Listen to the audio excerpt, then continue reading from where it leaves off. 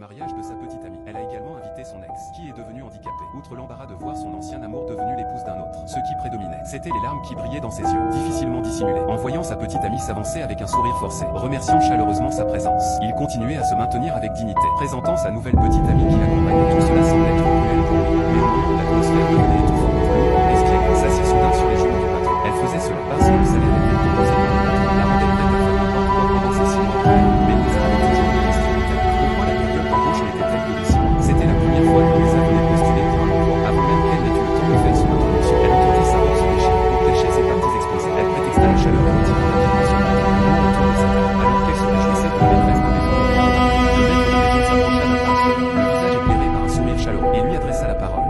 Bien que le CV de Louisa soit ordinaire, elle avait gagné la faveur des deux époux grâce à ce petit détail qui couvrait ses cuisses. La maîtresse de maison l'examina de haut en bas et finit par décider d'embaucher Louisa, qui semblait plus conservatrice. Mais il ne savait pas que cette tenue était déjà son plus bel habit. Lorsqu'elle entendit parler d'un salaire élevé chaque mois, de 4 jours de congé, et que son travail consistait simplement à discuter avec leur fils paralysé, Louisa fut très contente. Mais en suivant la maîtresse de maison devant une porte close, et en voyant ce qui était derrière quand la porte s'ouvrit, Louisa fut instantanément choquée.